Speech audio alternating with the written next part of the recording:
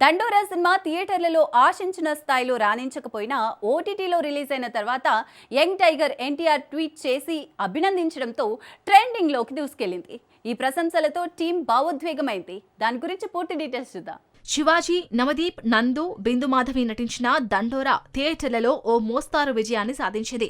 అనేక పెద్ద సినిమాల మధ్య పోటీ పడటంతో బాక్సాఫీస్ వద్ద ఆశించిన స్థాయిలో రాణించలేదు. ఇటీవల అమెజాన్ ప్రైమ్లో స్ట్రీమింగ్ మొదలైంది.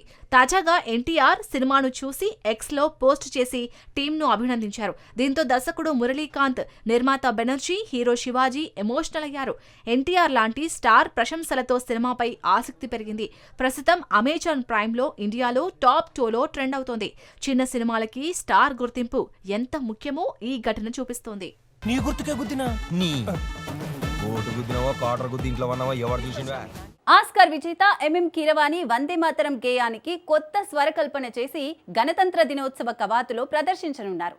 దాదాపు 2500 మంది కళాకారులతో కలిసి ఈ గీతాన్ని ఆలపిస్తారట. ఇది దేశభక్తి గీతానికి ప్రత్యేక గౌరవం. దీని గురించి డీటెయిల్స్ చూద్దాం. భారతీయ చలనచిత్ర సంగీత రంగంలో ప్రపంచ స్థాయికి చేరిన ఎంఎం కీరవాణి ఇప్పుడు గణతంత్ర దినోత్సవ వేడుకల్లో ప్రత్యేక బాధ్యత తీసుకున్నారు. వందే మాతరం గేయానికి 150 ఏళ్లు పూర్తయిన సందర్భంగా కేంద్ర సాంస్కృతిక మంత్రిత్వ శాఖ ఆయనకు ఈ అవకాశం అందించింది.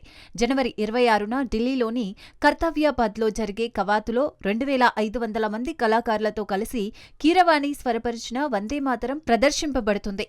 దేశ నలుమూలల నుండి వచ్చిన కళాకారులతో ఈ మెగా షో జరగనుంది. కీరవాణి సోషల్ మీడియాలో ఈ గౌరవానికి ఆనందం వ్యక్తం చేశారు.